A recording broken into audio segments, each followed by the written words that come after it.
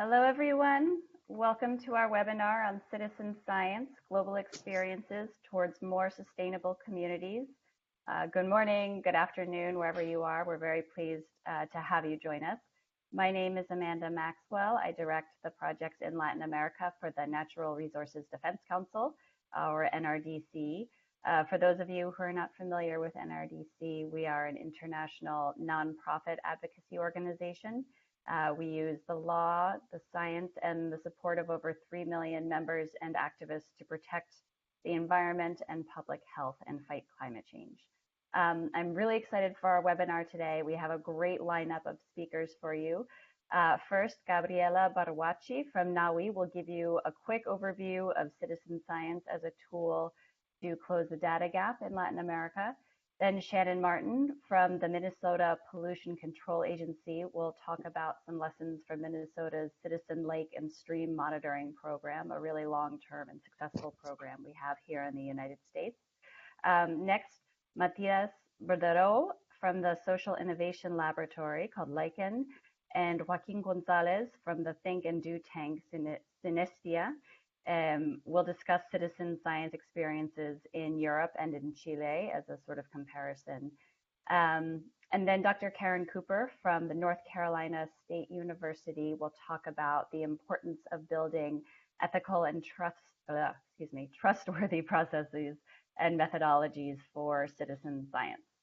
Then we'll have some discussion and questions moderated by Claudia Sanchez de Lozada, a SPEF fellow at NRDC, who's finishing her master's in environmental management at the Yale School of Forestry and Environmental Studies.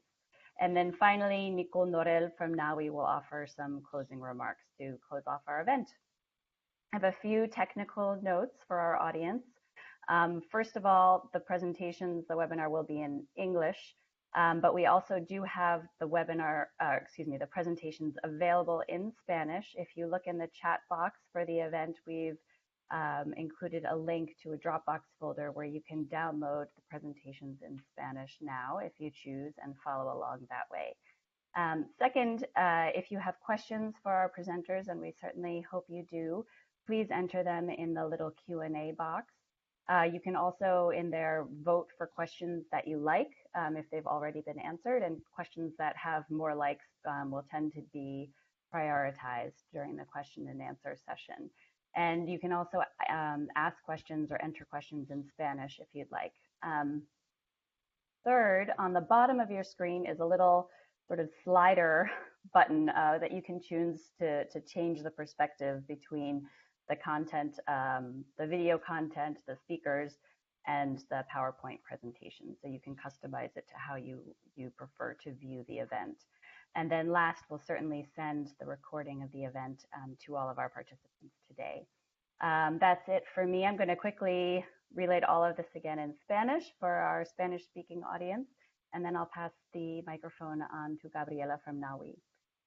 Hola a todos, bienvenida. Me llamo Amanda Maxwell, soy la directora de los proyectos en Latinoamérica para NRDC, una ONG ambiental sin fines de lucro, basado en Estados Unidos, pero tenemos proyectos en casi todo el mundo.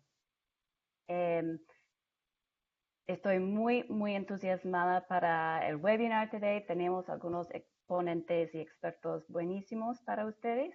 Primero, vamos a empezar con Gabriela Barwachi de Nawi. Ella va a hablar sobre ciencia participativa como una herramienta para cerrar la brecha de datos en Latinoamérica. Luego, Shannon Martin, del Minnesota Pollution Control Agency, va a hablar de lecciones del programa de monitoreo de lagos y ríos de Minnesota.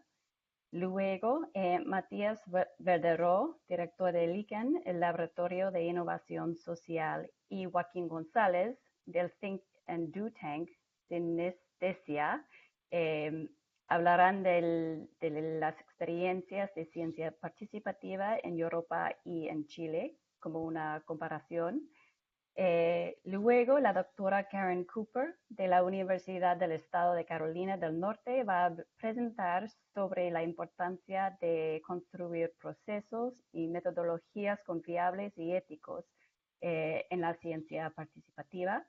Luego tenemos un periodo de preguntas y discusión moderada por Claudia Sánchez de Lozada, un Staff Fellow con NRDC, quien está finalizando su máster en Environmental Management en el Yale School of Forestry and Environmental Studies. Y finalmente, Nicole Norel de Nawi va a ofrecer sus pensamientos para cerrar el evento. Ahora, algunos detalles técnicas muy rápidas. Primero, todas las presentaciones están disponibles en el Dropbox en español. Así que si prefieren seguir el webinar con los PowerPoints en español, pueden bajar del Dropbox. El enlace está en el chat. Segundo, se puede escribir preguntas para los ponentes en el box de preguntas y respuestas de Q&A. Y también se puede marcar si le gusta una pregunta que ya está escrita. Y también si prefieren poner preguntas en español, está bien. Están bienvenidas así. Primero, abajo, si se fijan en la parte inferior de la pantalla, hay un slider, un deslizador para cambiar la perspectiva de la pantalla entre el PowerPoint y el ponente. Y finalmente vamos a enviar la grabación de ese evento a todos los participantes y eventualmente vamos a atender con subtítulos en español también. Así que eso es todo por mi parte. Muchas gracias otra vez por venir y voy a pasar el micrófono a Gabriela. Hi, can you listen to me? Yes, yeah, okay. Sí, perfecto. Good morning, everybody. My name is Gabriela. I'm a social psychologist, and I'm doing my master's degree in governance of risk and research at the University of Heidelberg. Also, I'm from Nawi, that it's a company, a big company, that doing environmental monitoring here in Chile. And I will talk a little bit about the gap in environmental information that we have here in America Latina and the Caribbean. To explain about this environmental information, I need to talk a little bit about the general political context of this region. So an important actual context is the Escazú Treaty. Conversation for this agreement started in 2014 with the participation of 24 countries after the United Nations Conference of Sustainable Development. And this treaty highlights three important principles. First, the access to environmental information. Second, the citizen participation. And third, the access to environmental justice. These principles establish the framework for all the states in America Latina and the Caribbean to generate actions in accordance with these principles. Currently, 9 countries ratified this treaty, like you can see on this map, the blue ones already ratified. And despite the fact that Chile was the driving force behind this treaty, this government refused to sign its ratification. So you can see here Chile is not in blue. And also, I don't know if you know, but yesterday the Senate of Argentina approved the Escazú Agreement. So they only need a few steps in the Congress and they will ratify the treaty. So with 11 countries that ratify this treaty, this agreement will start. So it put an umbrella for help the access to the environmental information and the citizen participation. The other one, please, the other slide. Thank you. So in Chile, the environment is one of the main issues of concern.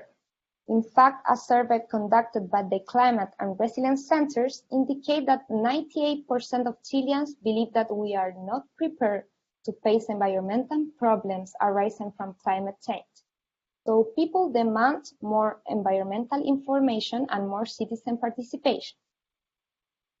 Some people think that we have these two elements, environmental information and citizen participation under the law 20,470, because the state created the Environmental Assessment Service in order to determine environmental impacts of the investment project. But this instrument has facilitated a lot of environmental conflicts because of different reasons. One, there is a lack of instruments at the local and regional level that could be an input for the environmental assessment system. Also, there is a general, and I think this is the most important, there is a general atmosphere of distrust because the companies generate the environmental information. So there is an incentive to always keep pollution emission studies really low. Moreover, in this process of citizen participation that opened the Environmental Assessment Service, the people can only make observation of this project, so they really don't deliberate at the end. And finally, there is a lack of follow-up and environmental monitoring of this project in a long term. So when we think how can citizen science help in all this political context that I just talked about the treaty, there is many other cultural factors and economic factors in Latin America and the Caribbean, but the citizen science can help the construction of scientific information that can be understood by the community. So this facilitates the environmental education, and all time the people in the territories know when something has happened, but they don't have the scientific skills or the language to really do something or talk with other scales of hierarchy. Also, scientific science, please the other slide, Claudia.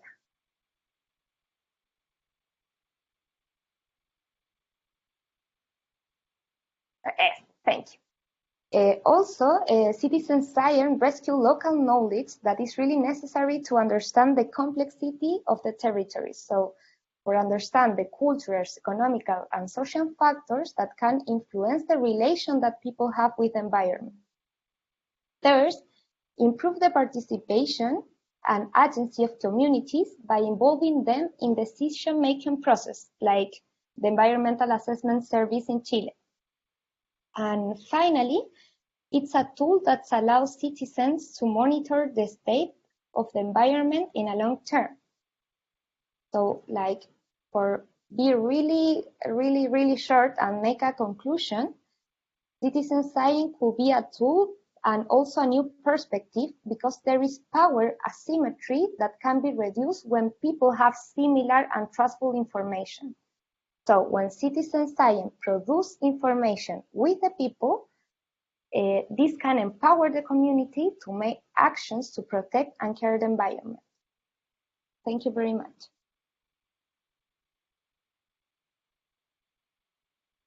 Thank you so much, Gabriela, for that great way to get us started with that overview of the data availability in Latin America and Chile. My name is Claudia Sanchez de Lozada. Next, we're going to hear from Shannon Martin from the Minnesota Pollution Control Agency, who's going to talk to us about the Minnesota Citizen Lake and Stream Monitoring Program that has been running for a very long time. So I'm very excited to hear from Shannon. Hi, everybody. I'll wait for there we go. Okay. So as Claudia said, I'm Shannon Martin. I've been coordinating the Citizen Lake Monitoring Program at the Minnesota Pollution Control Agency for the past 6 years. I have a coworker who coordinates a similar program, the Citizen Stream Monitoring Program.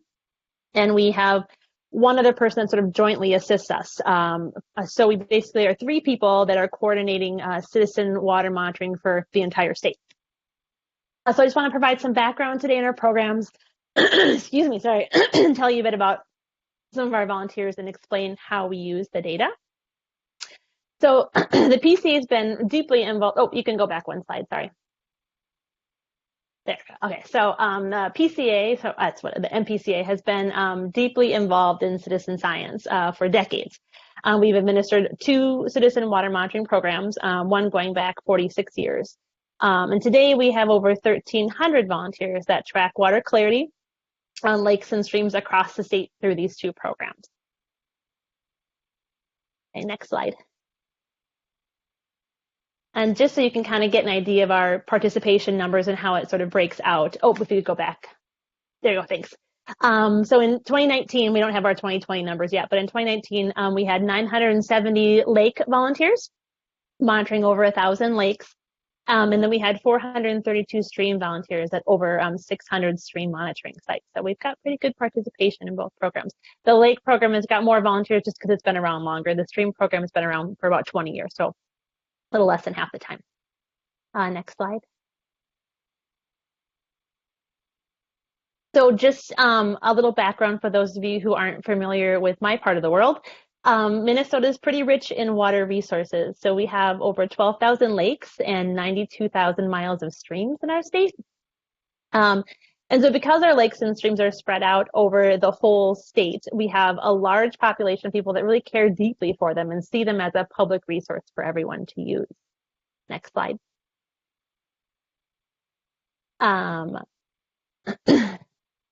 So part of making lakes and streams a public resource is really the installation and maintenance of public landings, mainly by state agencies, and then by a few smaller groups too. So boat ramps are installed on hundreds of lakes and stream sites across the state, as well as docks for fishing and swimming, and access is free and open 24 hours a day. So it kind of gives this like perspective of these lakes and these streams are for everyone to be using.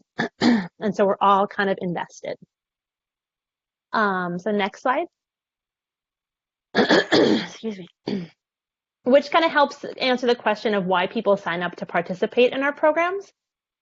Curiosity and concern for their favorite lake or stream are some of the main reasons that volunteers monitor through our program.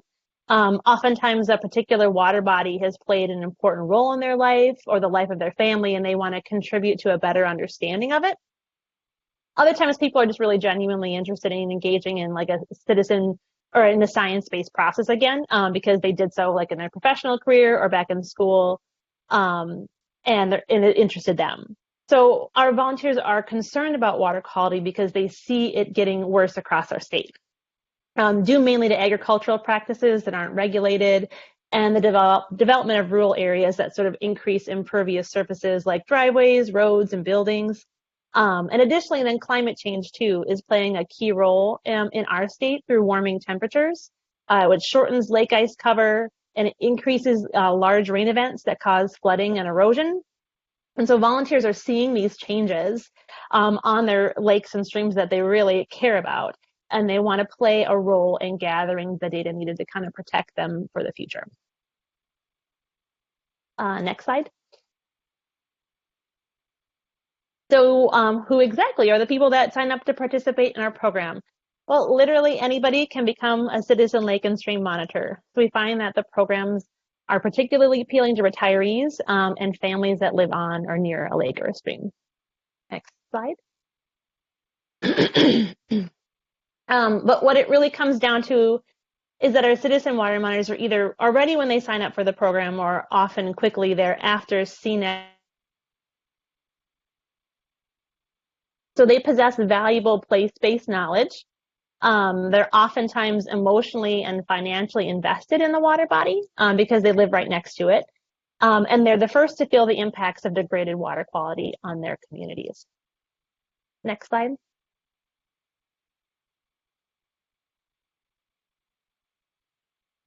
And they often go above and beyond just monitoring through the program. Like this person, Mark, is a volunteer. He's a 7-year and disposal of a large number of tires that have been dumped in the lake over the years.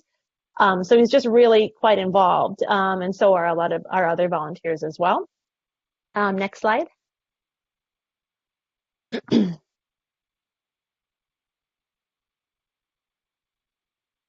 Oh, can you hear me? Next slide? Thanks.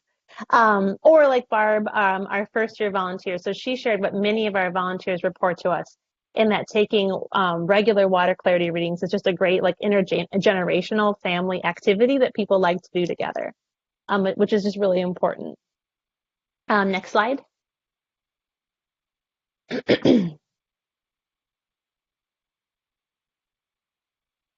So you may be wondering what our volunteers actually do. So citizen lake and stream monitoring, both of our programs just focus on basic water clarity. And that monitoring is done using a Secchi disc for lakes and a Secchi tube for streams. Volunteers are asked to monitor water clarity at least twice a month from May to September, and even go out weekly if they're able to. They'll also rate algae levels for lakes and sediment levels for streams. They'll record water color and stream levels. And an important component of the program is that volunteers return to the same site every time they go out to ensure consistency in data gathering. Next slide. So you may wonder what causes low clarity for Minnesota lakes and streams. And so water clarity is a really great indicator of our lake and stream health. It's just a really quick and inexpensive way to get an idea of algae issues in lakes and sediment issues in streams. So for lakes, the issue of algae growth is caused by an abundance of phosphorus in the water, which can come from many sources: atmospheric, wastewater, industry, fertilizer application.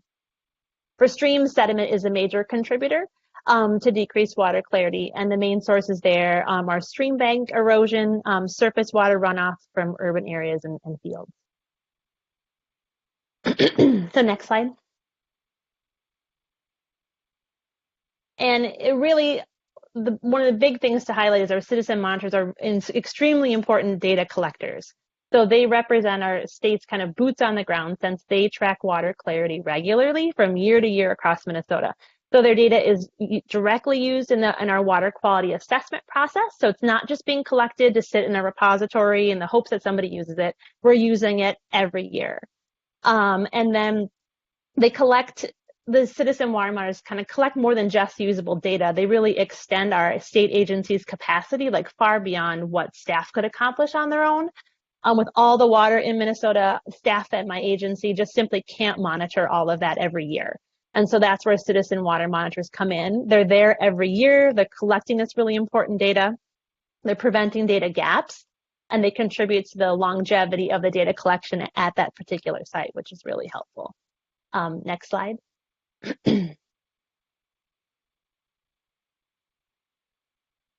And then, so for all their hard work, citizen water monitors have an amazing return on investment. So in 2019 alone, over 900 lake monitors contributed over almost 5,000 service hours, which led to an economic impact of over $122,000. And so for streams, over 400 volunteers contributed over 3,000 service hours, which was an impact of over $77,000. So this is really kind of astonishing, since our monitoring kits that the volunteers use are fairly inexpensive. I mean, they're around $50 a volunteer. And the training that we do is all done remotely. It's done, either online or through a DVD. So for the amount of time and money that's required to implement both of our programs, the return is like well worth the investment. Next slide.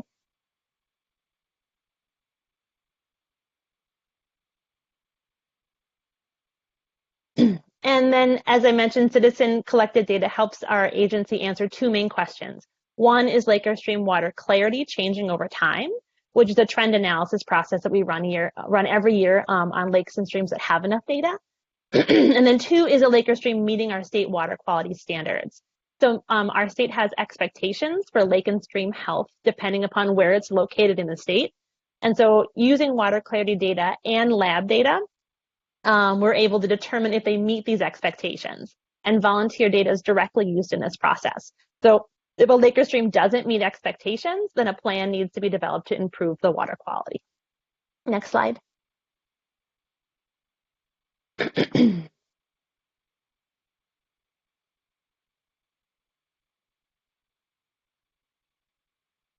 And then, so we've been running these citizen science programs for a long time, and we understand that connecting with our volunteers is very important to keeping them invested in the program and choosing to continue monitoring every year. So we do have an annual volunteer gathering that's held in a different region of the state each year. So we're kind of meeting the volunteers where they are, not requiring them to travel long distances, and really giving them an opportunity to meet other local volunteers. It's a chance for volunteers to meet face-to-face, share a meal together. We have speakers that come in that talk about local water quality issues. And volunteers also give presentations and to talk about their work as a monitor and how it's impacted their community or their lives. We also have a newsletter that we put out 3 times a year, and we've started offering webinars in our off season when volunteers aren't monitoring that focus on water quality related topics to kind of keep our volunteers engaged year round. Next slide. So every few years, we survey our volunteers to gather key information about why they participate in our program. And we've learned some really helpful things over the years that have really helped us try to better understand our volunteers and grow the program to meet their needs. We've learned that personal networks such as family, friends, and neighbors are key for sharing information, sharing and receiving information about their lake or stream. They looked to neighbors more than state agencies or local government for information. So we found that really interesting. Next slide. And one of the reasons that volunteers stick around is we've learned that preserving a deep connection with a particular lake or stream, sharing it and passing it on to future generations is of deep importance to them and is often one of the things that keeps them volunteering. Next one, yep, great, perfect. Oh no, you were good. Next slide, thanks. So something else that we've learned through our surveys is the average age of our volunteers. So 86% of our volunteers are 51 years of age or older, which is to be expected because this is the demographic of the group of people that have time to volunteer. Next slide. And our volunteers have always skewed older. And consist mostly of retirees, but it's become a struggle over the years to replace volunteers that age out of the program with new volunteers. So we're trying to find ways to reach out to a younger audience and recruit them kind of to become the next generation of citizen lake and stream monitors.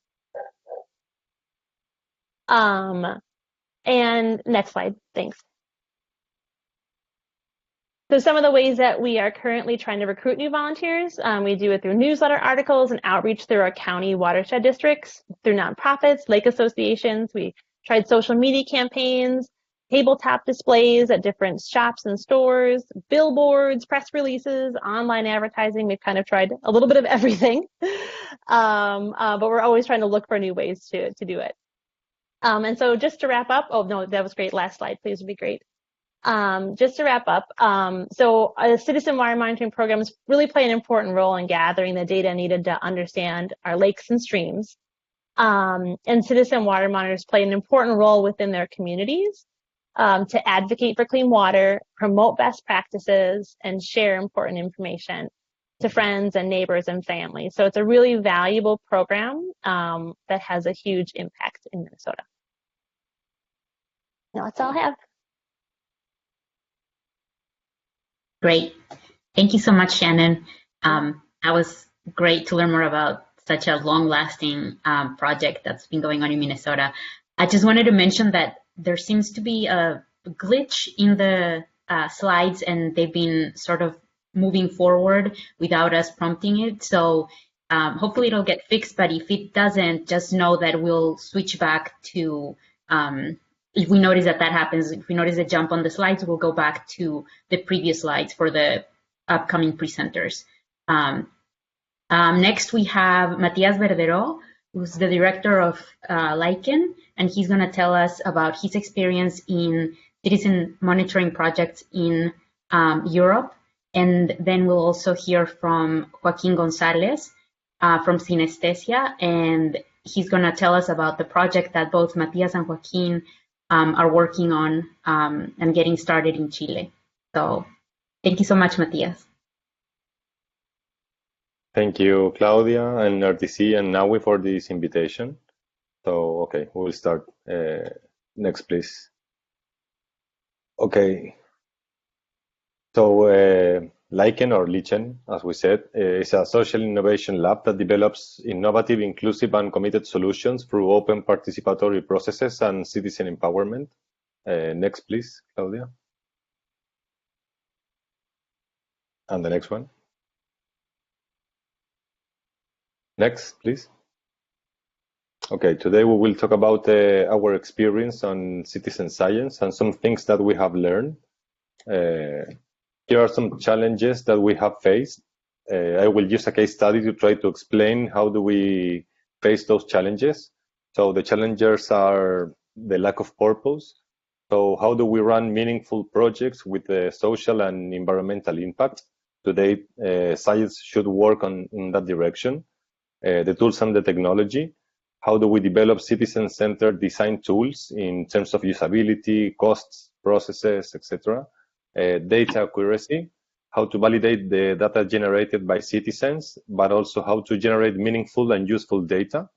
The lack of skills in terms of science, technology, and educational gaps, like in different countries or regions. We can talk about that in the difference in between, for example, Latin America and Europe, or even the States.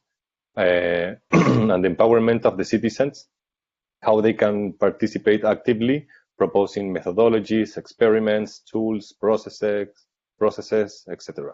So next, please. Okay, we will talk about making sense. Next, please. Making Sense is a European funded project about citizen empowerment through data, with pilots in Barcelona, Amsterdam, and Pristina in Kosovo. The partners were the Fab Lab Barcelona in Spain, Bach Society in the Netherlands, University of Dundee in Scotland, PEN in Kosovo, and the European Joint Research Center based on Brussels, and also supported by Ideas for Change. Next, please. So we started the project with an event to recruit community champions, that is people motivated by technology or citizen science or sustainability or different topics, not related to any specific territory, in order to run a beta pilot with them to test the tools, the methodologies, and improve the whole process. Next, please. So we define within the community the scope and location for the real pilot. So we define the purpose with them, and we choose a square of the city in Barcelona called Plaza del Sol that has a huge acoustic pollution caused by parties, tourism, and gentrification from 20 years. And a key point of that is that we choose a community that was previously organized. Next, please. In that community, we had engineers, sound experts, artists, designers, and anthropologists, teachers, and etc. A little bit of everything. So it's important to never undervalue the community, because there are plenty of interesting people with different skills and knowledge that could add cool things to the projects. Next, please. There.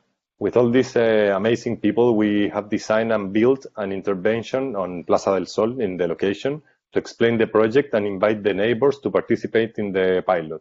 Next, please.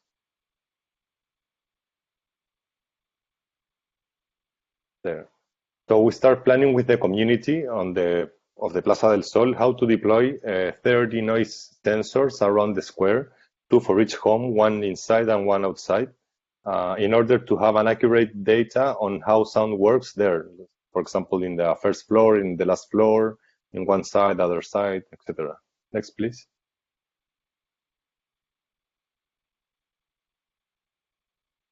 This is important. I will stay a little bit here. We use the Smart Citizen Kit, that is an open source and low-cost environmental sensor developed by the Fab Lab Barcelona team that measures temperature, noise, humidity, light pollution, and air quality. And this sensor has been designed for citizens and to be fabricated in a distributed way. This is important because it has some special features like a battery, a Wi-Fi connection, is super efficient in terms of energy consumption. And this is super important, how to use an accessible technology for everyone. And in terms of data accuracy, legally no one will recognize this as valid data because of the quality of the sensors, because they are low cost, or even the scale that it's measured, or the official protocols to make a measurement of this kind. For example, in the case of Barcelona, you have to make an average of a whole year measurement, or 6 months, I don't remember. But we have the open data of the City Council to visualize it in our platform. And we calibrate all our sensors based on one super pro and fancy sensor from the City Council placed just on the same square. So at least we had a good reference to validate our data. Next, please.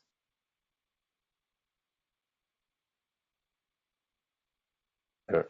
In order to tackle the gap of skills and knowledge, we make a huge effort to develop tools as simple as possible, but also to create a user-friendly onboarding process and improve all the technology. For example, in this picture, we have a community champion giving support to a member of the community. Next, please.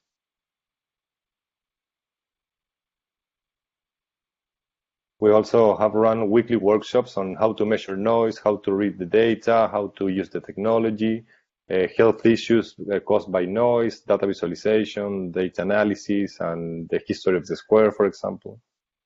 Next, please. And we have also run some educational programs related to the pilot and the issue itself with some schools located near to the plaza. Next, please.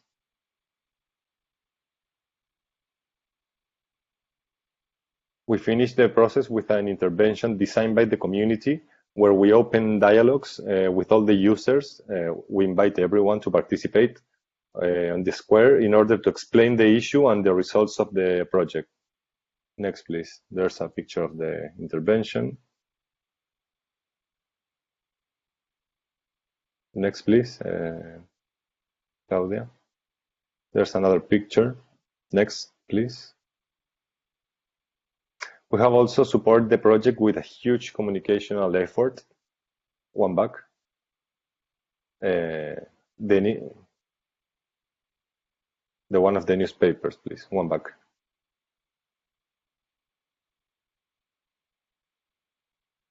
Well, with a communicational effort, the initiative has been covered even by the BBC.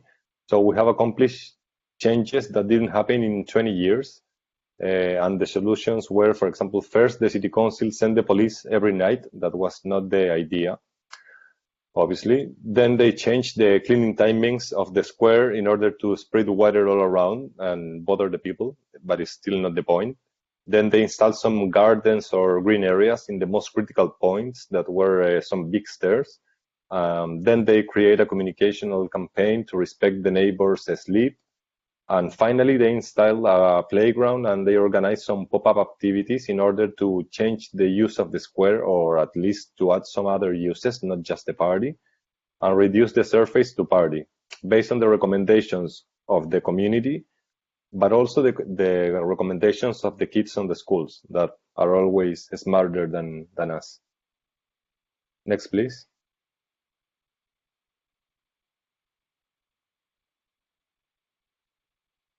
The next, Claudia, please. There. We have also developed an open toolkit that you can download in the website of the project, aligned to the openness and sharing spirit of the project, but also as a dissemination tool and in order to increase the impact. Next, please.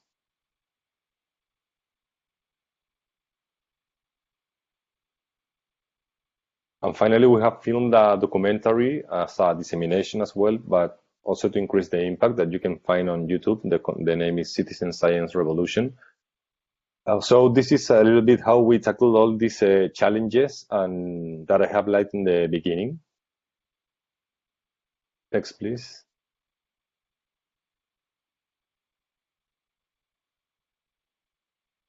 Okay, here we have some other projects that are ongoing projects, upcoming projects, and some planned projects.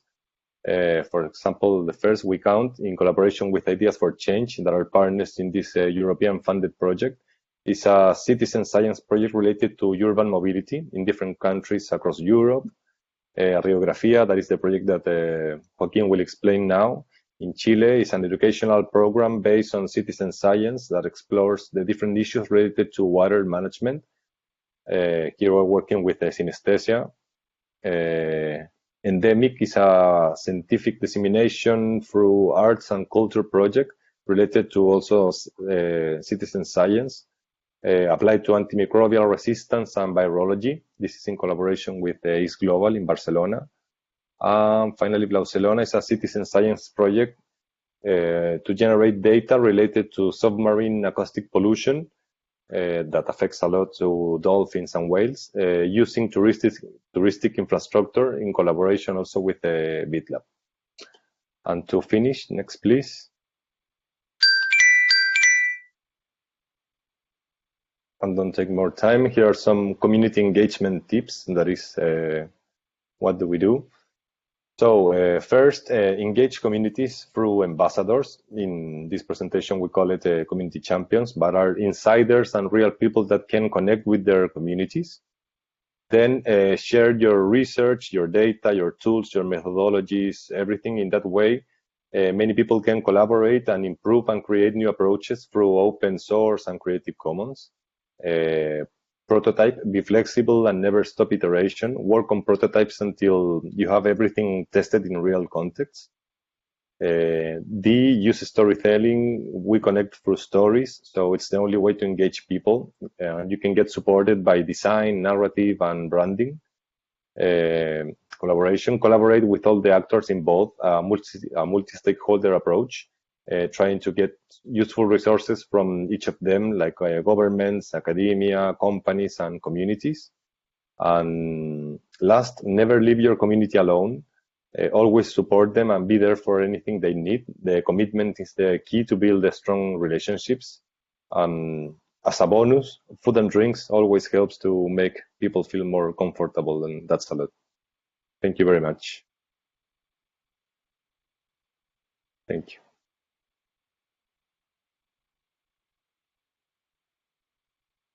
Great. Thank you so much, Matías. Next is Joaquín, who's going to talk to us about Riografía.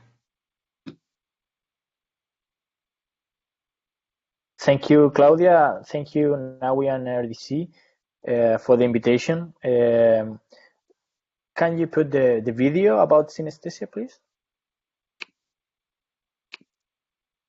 This video resumes some of the works with Sinestesia. Okay. Fine.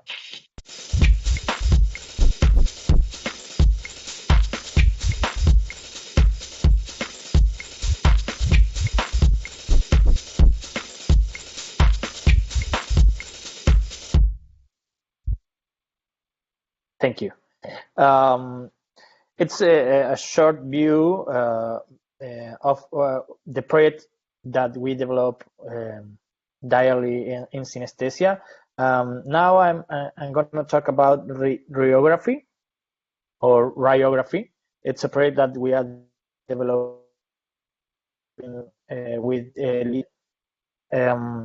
next slide, please. Next.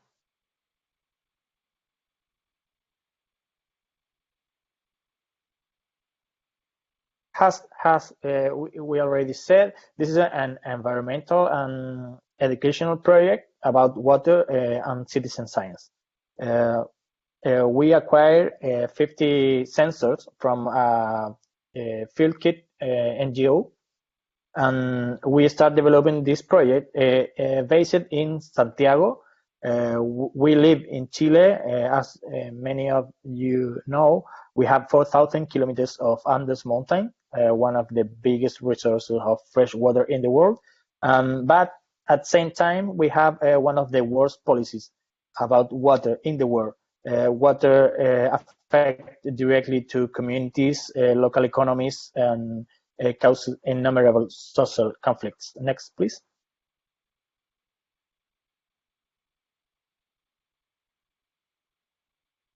Next.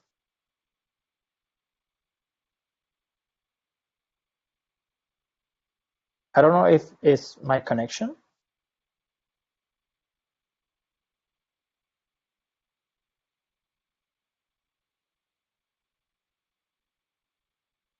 Claudia?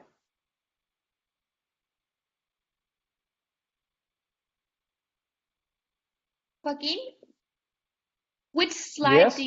which slide would you like to be on? Oh, and the next one, the one with the project. Okay, we are on that one right now. Okay, I can see it, but I will talk and you tell me. It's a project-based learning.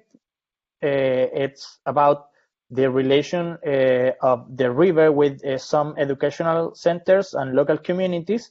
And we are now in the stage 1 of the project. as I said, we acquired 50 sensors from NGO from United States, and now we are working to design the participatory design with multi-sectors. We have 4 of the 7 communities that we will work with, and we will now fundraising the project. Next, please.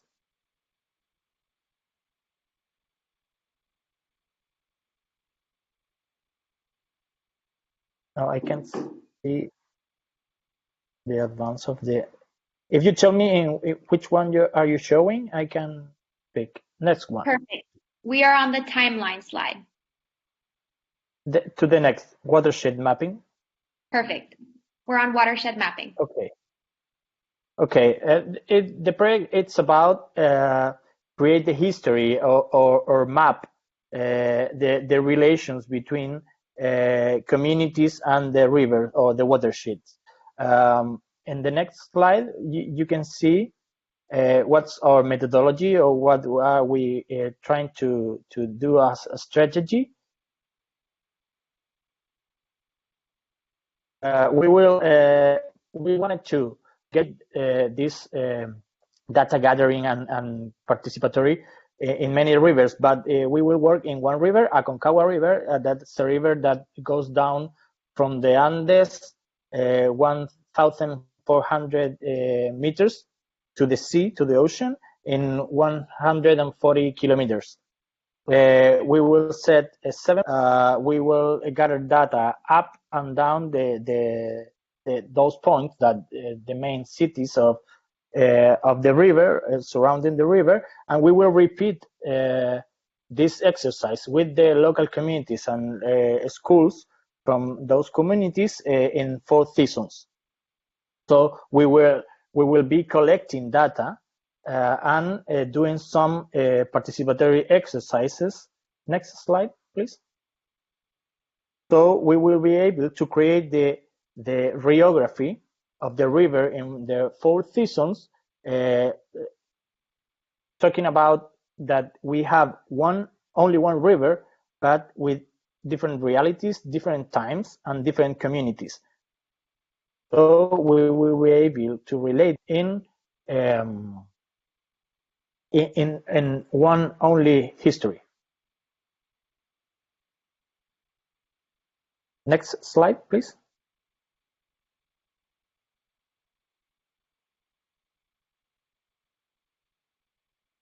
Yeah, we'll talk a little bit here. That is, we will use as a methodology an STEAM approach, that is science, technology, engineering, arts, and mathematics, but also related all these components through citizen science, that is the main methodology, but also trying to empowering people and the communities to use the same tools and methodologies to address their own issues related to water in their local context, as also using an important component of culture and local culture. In Chile, we have a big heritage related to native people with a huge diversity, but also a huge diversity on different visions related to water across the country. As you know, in the north it's a desert, but in the south it's like ice fields. So all these cultures have different views, and we want to also work on that with the schools and generate also an environmental education, creating awareness and generating changes in the habits of the next generations. Next, please. And also, as we said in the other presentation, we will use a collaborative model that has in the center the students and the schools, then the whole community, but also the local governments and the private sector, trying to collaborate with all these stakeholders to reach the point that we're looking for. Now, Joaquín can continue. Next, please. Our main tool will be this field kit, this sensor that allow us to gather temperature, pH, dissolved oxygen, and conductivity, and we will relate those data to the data management that we will teach the students to do. So we will teach people to interpret and visualize data, and then they will be able to integrate the knowledge of science and technology to the local history of different places that we will gather. Next, please.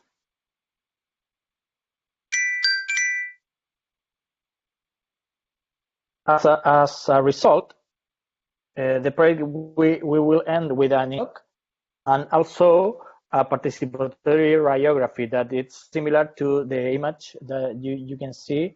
It's based in a project of resilience in Pakistan, developed by some architects in the working with communities to create the history of the river, also with some data, scientific data, and histories about people living in the river. That's the project. Thank you so much.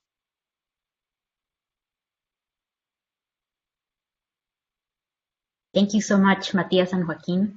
Next, we have Professor Karen Cooper, and she's going to talk to us about building trustworthy data practices.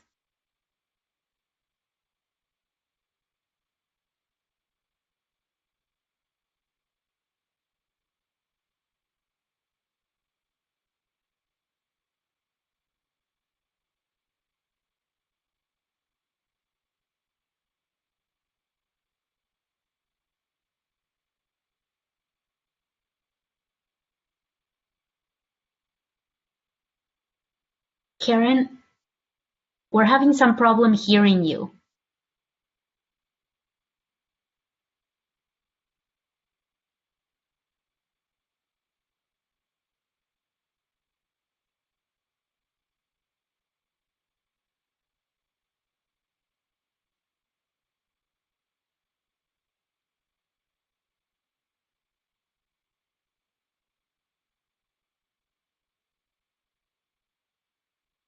We're still having problems. Can't hear you yet.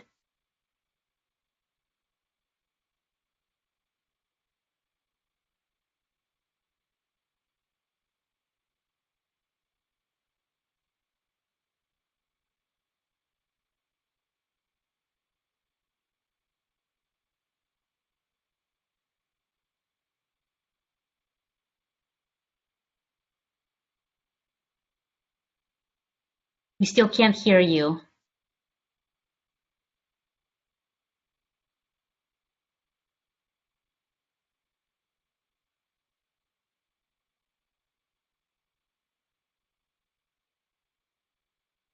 Still nothing.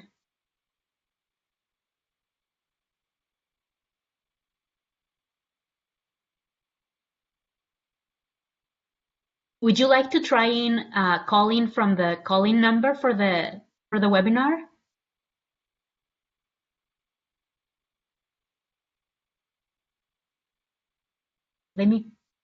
We'll post it on the chat.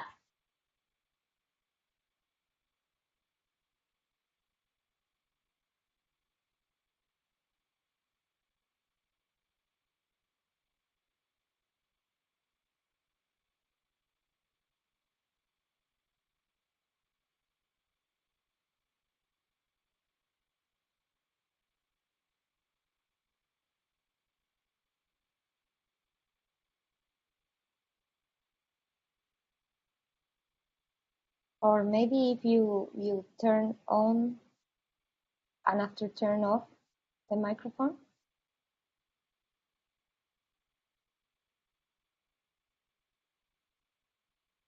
I pasted the calling number on the chat for the event, so maybe you can see that.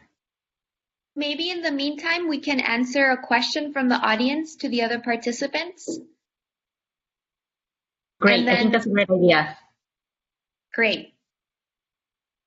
let's start. I saw a great question from Sergio Sepúlveda, and this one is for all the presenters. And he is wondering if any of the citizen science projects that you have been involved have led to changes in regulation. Maybe we can start with Matías.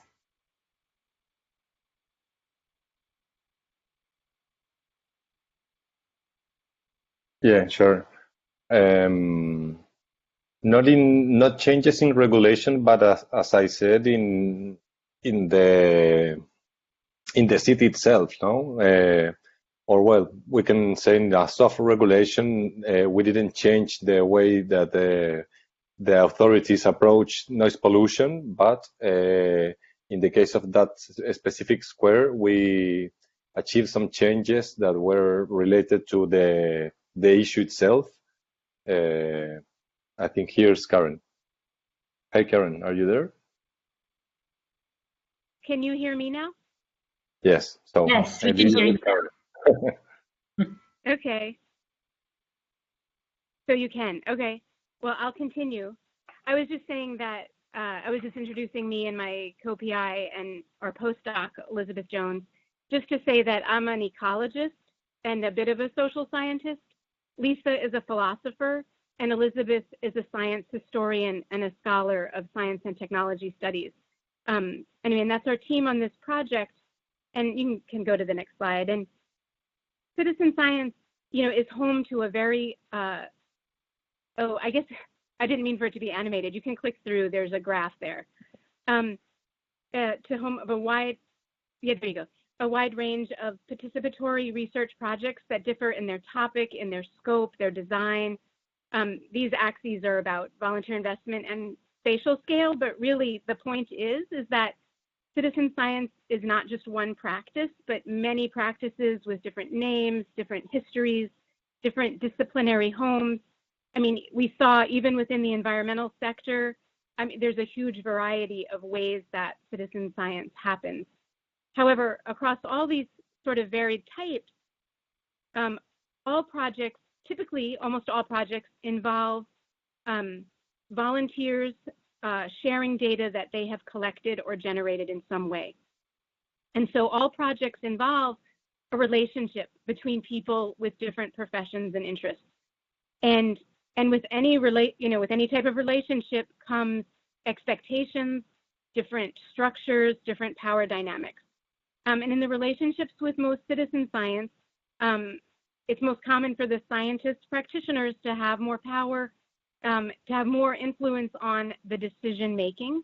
And so our project is focused on the scientist practitioners and their behavior, right? So we're not focusing this ethics project on volunteer conduct, we're focusing it on practitioner conduct.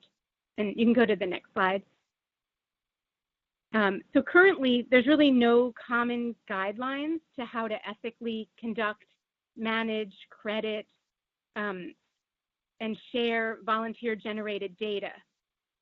But I'll emphasize, we're not really responding to a particular crisis.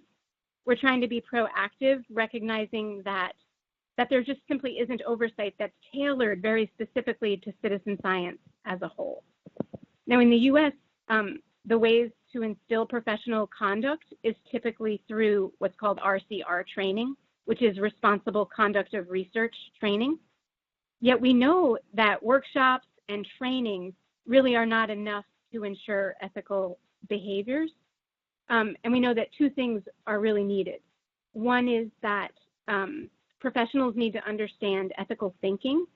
They have to know how to think to make ethical decisions when they face a conundrum.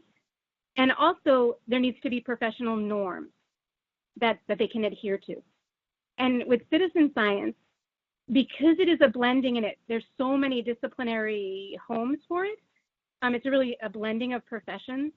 What norms should we be adhering to, right? So ecology, for example, tends to emphasize open data. Public health and epidemiology tends to emphasize data privacy. So we're working with practitioners to develop norms and to create tools and resources to support those norms. You can go to the next slide. And one of the sort of foundational norms for this project is that we hope that it can be acknowledged that ensuring trustworthy data, right, and we're focusing on data because that's common to all projects and everyone wants reliable and trustworthy data.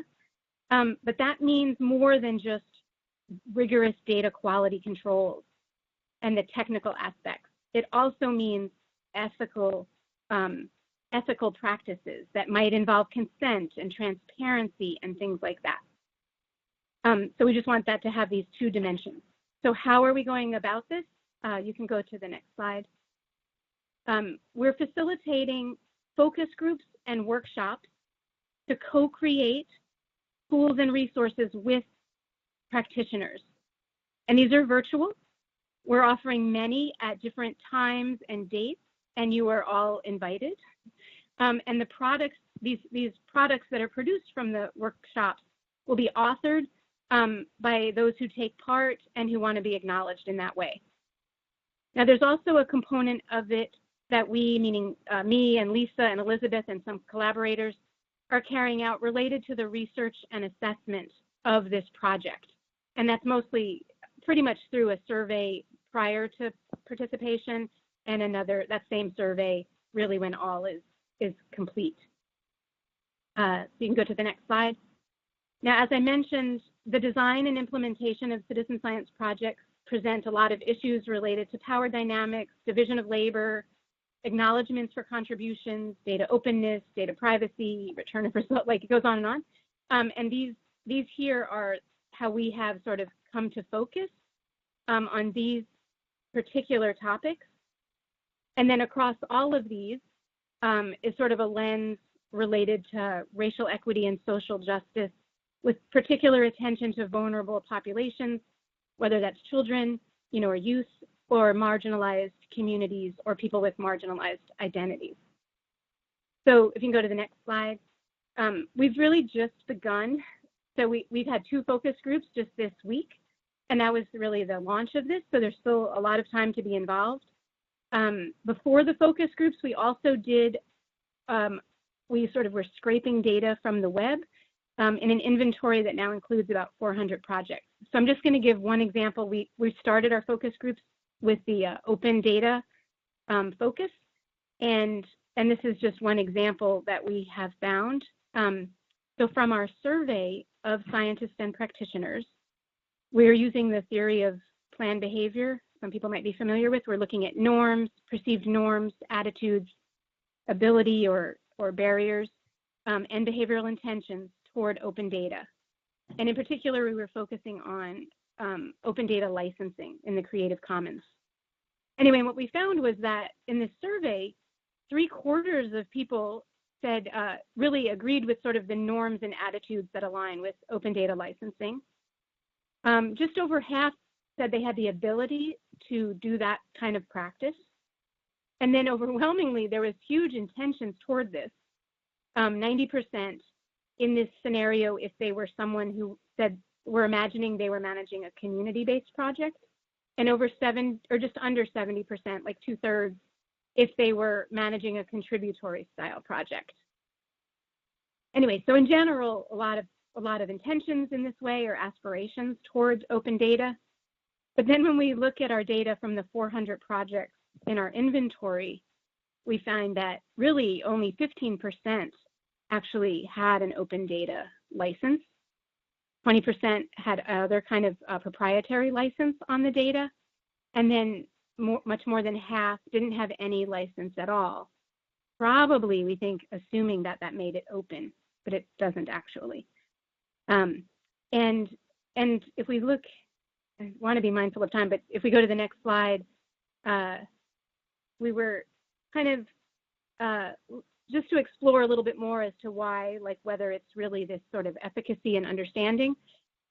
We also looked at funding. So a lot of the projects had funding and also data access, meaning irrespective of licensing, just were the data accessible on the website in some way, like through data visualizations or downloads or query tools. And and almost half, but not quite, had some kind of data access. And if we go to the next slide, we just looked at these two variables together. And what we saw was that, if you look on the left, funding had no influence on whether a project had any kind of open data license. But funding did seem to have an effect on the project's capacity to have some kind of access provided on their website, some kind of data access. So if a project had funding, it was more likely to be offering their data via their website. Anyway, these are just preliminary. Like I said, this was like our first little jaunt into looking at open data and the ethics around that and the practices. Really, so in this case, what it probably means is that the tools and resources that we should create might be very education focused and awareness building for practitioners so that they really have the know-how to meet their intentions about the perceived norms. And perhaps also tools related to educating funders about maybe ways they could incentivize with their requirements. So yeah, our focus group is recommending these types of tools, and then we'll have resource workshops to build those tools. And you can go to the last slide, which is to say that you are invited to take part. Really, the more that we have involved, the better. And you can go to this website to learn more about it, and also to sign up if you want to join a focus group or a workshop. And if you have questions, you can write us, our team, at that email. That's sitsi_data_ethics@ncsu.edu. Thank you.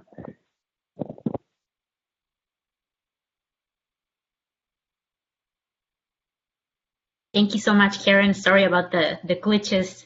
I'm glad you worked out and we were able to hear your wonderful presentation. So we are opening up the floor, so to say, to the questions from the audience and to have some discussion between the presenters. And I wanted to go back to the question that I brought up earlier. This is sort of for everyone to answer, but it was about in your experience, have any of your citizen science projects that you have been involved with led to changes in regulation? And sort of as a follow-up to that one, because it's related, do you ever see that citizen monitoring can be used as a way to enforce regulations in areas, for example, Chile was mentioned in the chat, where regulatory agencies might not be able to have enough people to oversee? So using citizen monitoring as a way to add on to what the enforcement agencies can do, and if that could be used as part of that process. I don't know if anyone is willing to go first and take a stab at answering that question. Yeah, I want to answer the Chile's one, and also hear about Shannon in the same questions about the regulations in Minnesota. But for Chile, the question was from people that write in Spanish, Sebastián Jofre, so I will speak in Spanish the answer. And maybe if someone answering do some question in English, we answer in English, something like this. I don't know, for be more democratic with the language. So, en Chile, el tema es que hay mucha diversidad en términos de regulación. Por ejemplo, las regulaciones que establece el Ministerio de Salud sobre normas de calidad de agua potable es diferente que las que establece el Ministerio de Ambiente sobre normas de calidad de agua para lagos, ríos, etcétera. Entonces, si bien, como tú bien dices, que falta fiscalización, de hecho uno de los temas que más se critican a la Dirección General de Agua es la falta de fiscalización de obras ilegales, puntos de captación o contaminación de las aguas, y el proceso en el cual la DGA va a fiscalizar territorialmente, ¿no es cierto?, desde nivel central a nivel local o regional, a veces se pueden demorar hasta 1 o 2 meses. Entonces, a veces ya puede haberse ido la contaminación porque fue un hecho puntual y ya no está. En ese sentido, creo que los monitoreos participativos no se podrían todavía institucionalizar porque no cumplen con las normas de calidad muchos, que es un poco lo que hablaba también Karen Cooper del tema de con las regulaciones que están vigentes. Por ejemplo, hay muchos monitoreos que solo ven turbidez y no ven, por ejemplo, electroconductividad o algún otro parámetro que sí establecen las normas de calidad de agua. Entonces, creo que por ahora están en el paso de que las prácticas sociales se están dando y en un futuro se podrían institucionalizar, pero por ahora más que nada sirve para generar una alerta. Por ejemplo, lo que nosotros hemos pensado desde Nawi es que cuando los monitoreos sirvan para tener continuo, o sea, monitorear continuamente 24/7, no tomar simplemente muestras manuales, sino que tú puedas saber el estado de la calidad del agua en el tiempo, y a través de eso pueden surgir ciertas alertas. Entonces, por ejemplo, si alguien quiere hacer una denuncia ambiental, y tú tienes información científica de que hubo algún proceso de contaminación, en el fondo los tribunales ambientales y ahí la Seremi de Ambiente prioriza esa información y va antes a fiscalizar, porque le llegan muchas denuncias, entonces no hay un sistema de priorización. Pero si existiera, si es que, por ejemplo, los monitoreos ambientales participativos pudieran priorizar a través del monitoreo preventivo de los cursos de agua o aire o ruido, sería un mecanismo más fácil de fiscalización para el Estado. Eso. Yo un poco quiero complementar lo que decía Gabriela. Le puse una respuesta a Sebastián, pero también creo que un poco soñando en el mundo, en el Chile que queremos, se debieran flexibilizar estas cosas. Por ejemplo, en el caso de Barcelona que mostré en la presentación, si uno ve para hacer una denuncia y todo el tema de los ruidos, por ejemplo, la medida era el promedio de la medición de los últimos 6 meses, etcétera, que obviamente en una medición así el problema no salta a la luz, porque, claro, por ejemplo, en el caso de la plaza, que el problema era un conflicto social por la cantidad de ruido, hay una hora en que ya la gente duerme, por la mañana tampoco hay mucho ruido, entonces en un promedio no se refleja eso. Pero no deja de ser un problema porque al final el tema del ruido en este caso son los puntos altos los que molestan, y obviamente en horarios que están fuera de la convivencia social. Entonces, finalmente, cómo se tomó eso, sin ir por lo legal, se hizo una presión mediática y con eso se consiguió hacer los cambios finalmente, pero incluso el mismo ayuntamiento, la municipalidad, accedió a estos cambios incluso sin contar en lo numérico. Entonces, sí, para que esto pueda funcionar, se debiera flexibilizar ciertos procesos donde los ciudadanos puedan tener un papel preponderante, y también le ponía ahí que debe haber infraestructura y obviamente la educación y el apoyo necesario para que esto ocurra.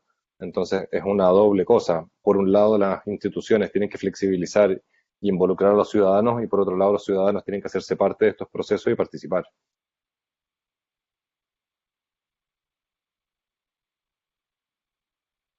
Great. I don't know if anyone else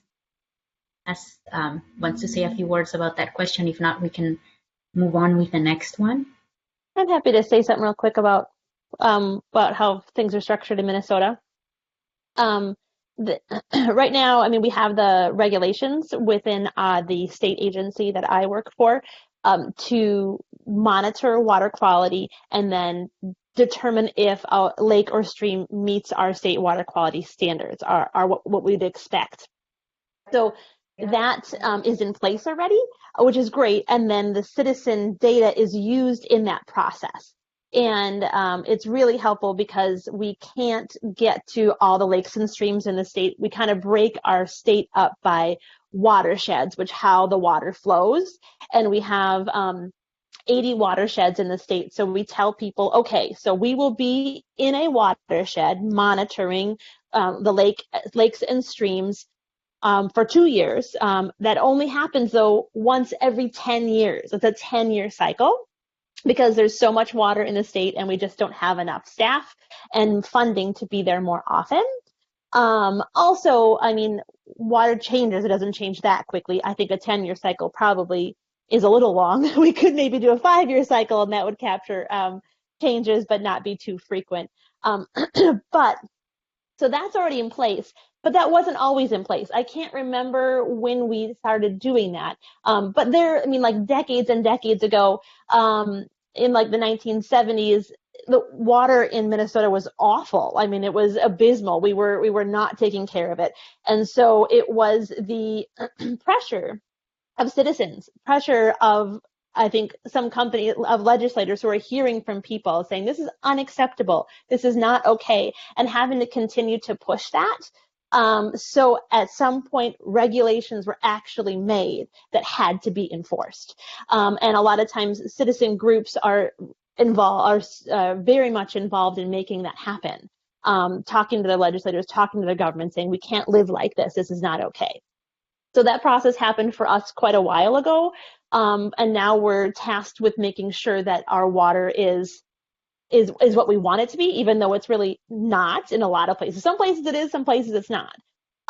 But the citizen data, because staff can't be all over the state at all times, the citizen data is really, really useful, and we directly incorporate it. I think that's that kind of shows the value that we place on how citizens collect the data, that we directly incorporate it into our processes, that show it's quite valuable and quite useful. So please keep out there, keep doing it, because you are making a difference.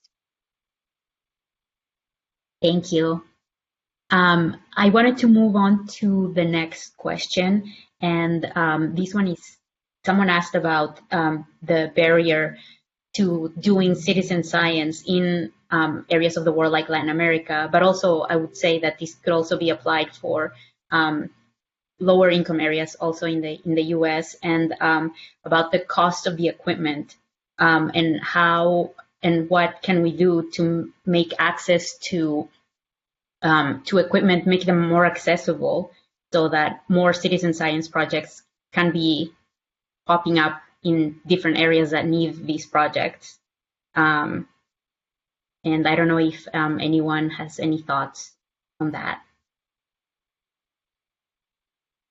I can answer quickly for Minnesota, which is only partially, I mean, it's applicable, but for our programs, the kits are free.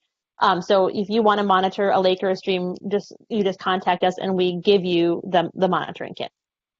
So that doesn't cost money, so that there's not a barrier there, but there is a barrier, I would say, in communities that there needs to be more engagement with the community, and that's what we don't have the funding for. So I think that'd be really important. We need to be engaging more in low-income communities, more diverse communities, our tribal communities.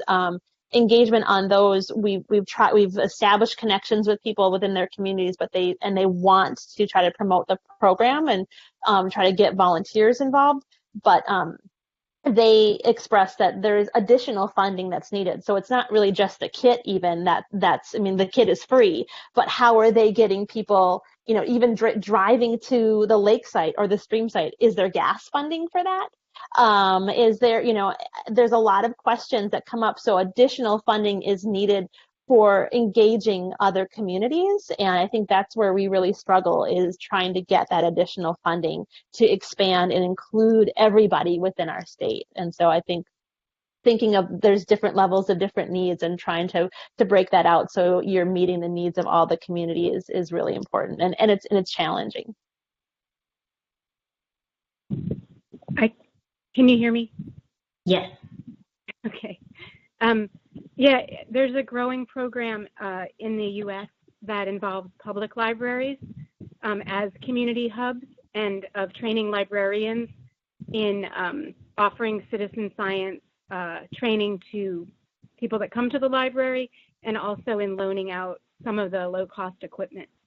And I think that's a promising way to go forward as well. Yeah, I think those kind of equipments are expensive. if you want to you have accuracy of the data, you need to create communities with all the stakeholders inside, because you cannot develop a cheaper sensor and then have accurate data, because big organizations will ban you, telling you that you don't have methodologies or different stuff. So for me, it's imperative maybe to create the issue and involve all the stakeholders, so one can found the sensors, or like Shannon says, we have the kits. We need the volunteers, and we need the create. Not with one question, you cannot create a project. You need to create the idea. What we are doing with Field Kit, it's like trying to engage a lot of communities in one watershed. So we will be able to found the research about this watershed. We wanted to repeat this in the south, in the north, but we are not able to do it because we have no funds and no communities related to it. And I think also it's depend of the purpose of the monitoring. Because if the purpose of the monitoring is to generate scientific data, it's gonna be a barrier, because you need expensive IoT device or methodologies for doing like all the physical parameters. But also you can do monitoring for recreate the relation with in the communities with environment. Like, for example, we know monitoring that they can see the species that is in the river. So they can watch, okay, if there is this fish and this other plant, okay, the river, it's okay. But this, it doesn't have like the plant, maybe it's because the temperature is so high or something like this.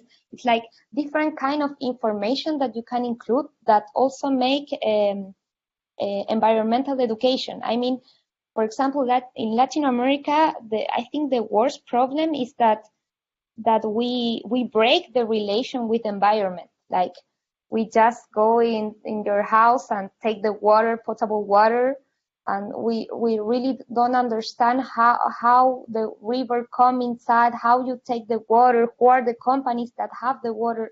Like, all this relation was broken. So now our work is trying to reestablish this relation, and I think the monitoring can be really helpful for this.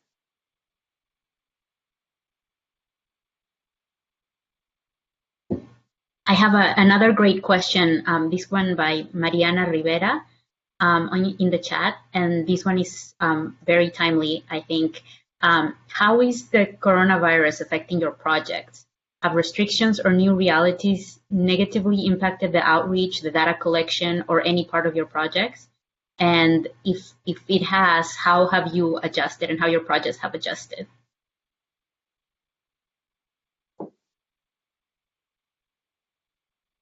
I can mention it for Minnesota. It definitely has. Our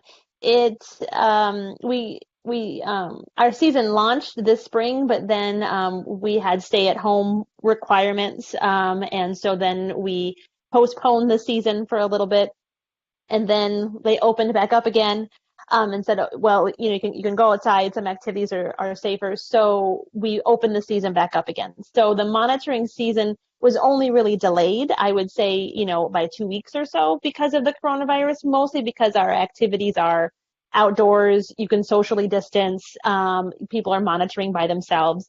So it's fairly safe to do. But the biggest impact that we've had is in volunteer recruitment, because most of us are now working from home.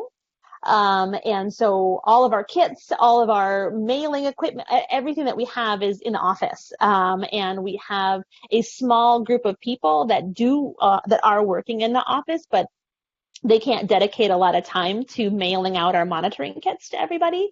So we really get like one person a week, when really we were there all the time, so we could mail out a kit whenever someone signed up. And now we have like one person a week, that will do it for us occasionally. So we really had to scale back recruitment this year just because we didn't have the capacity to mail out kits.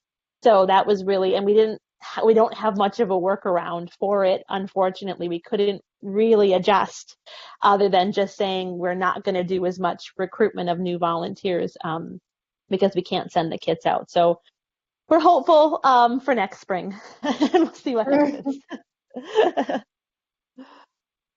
Thank you. Anyone else?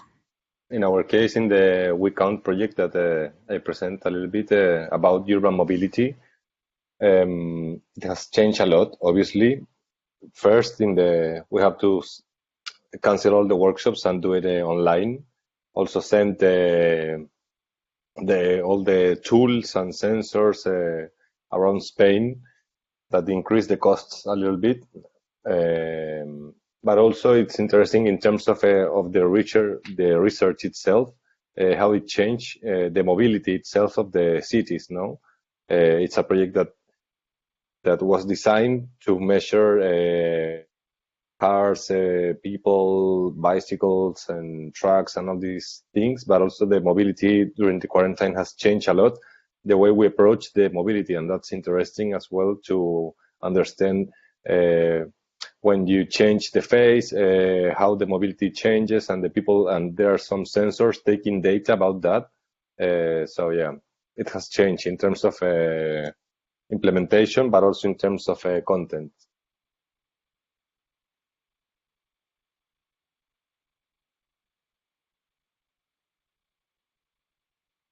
Anyone else? Maybe in the field kit and the rheography project, we have delayed the project because we are in stage 1, so we can not go out to engage communities and to get funds. But it's more a technical than a methodological change of the project. Yeah.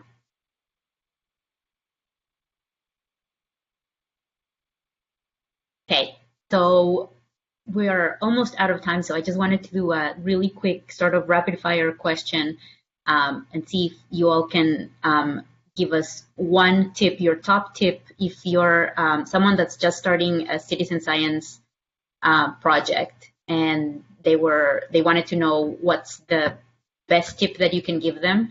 Then can you give us your top tip for starting a citizen science monitoring project, starting with Gabriela? Yeah.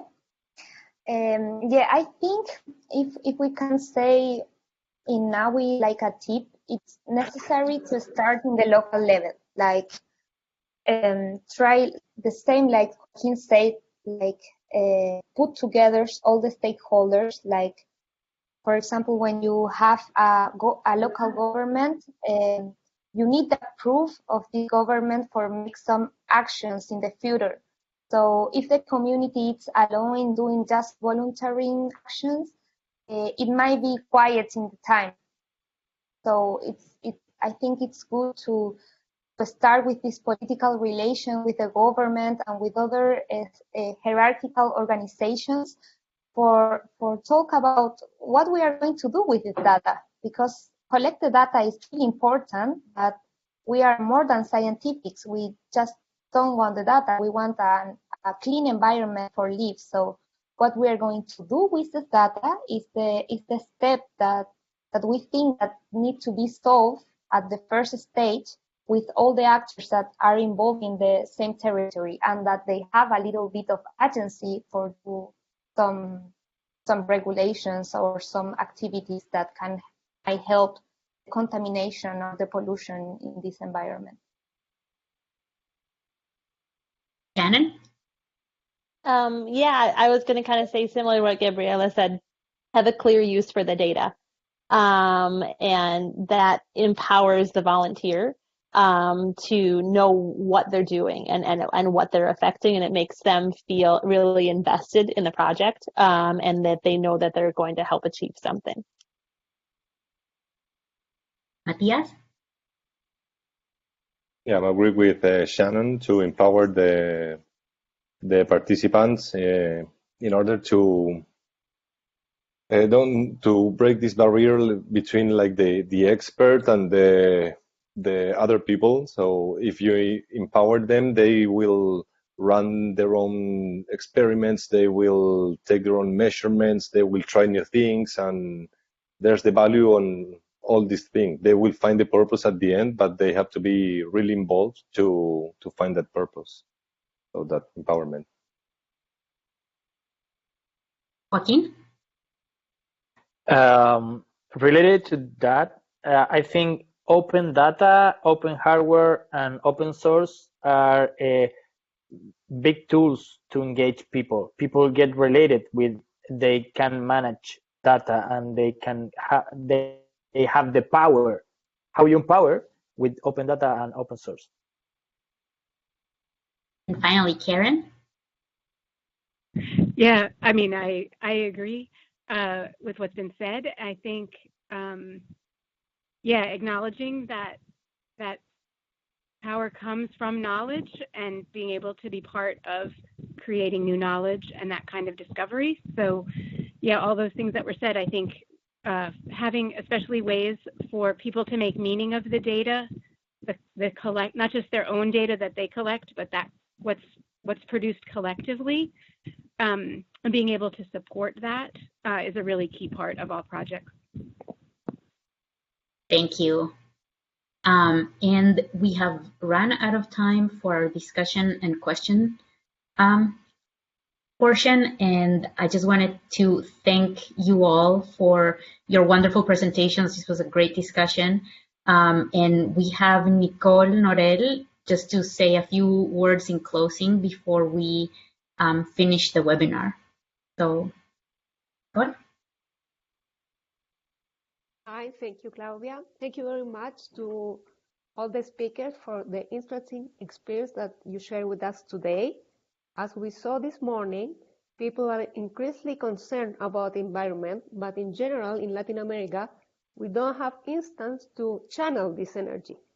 So at the end, we have people, activists, that only have posters and protest against something, but these activities doesn't build nothing. Citizen monitoring programs are an excellent way to value the growing interest of people in the unnamed knowledge as an inhabitant of the territory. And at the same time, this information, environmental information, gains legitimacy. But as we see in the case of Spain and Minnesota, to engage people to these programs, they must make sense. We cannot only collect data, as everybody said just a minute ago. The data must become useful information for decision making and cause possible change for the environmental and the quality of life of the people. I want also to thank to the participants in the name of NRDC and Nawi, and we hope this conversation inspire you to participate in this type of initiatives. Good afternoon to all of you. Thank you.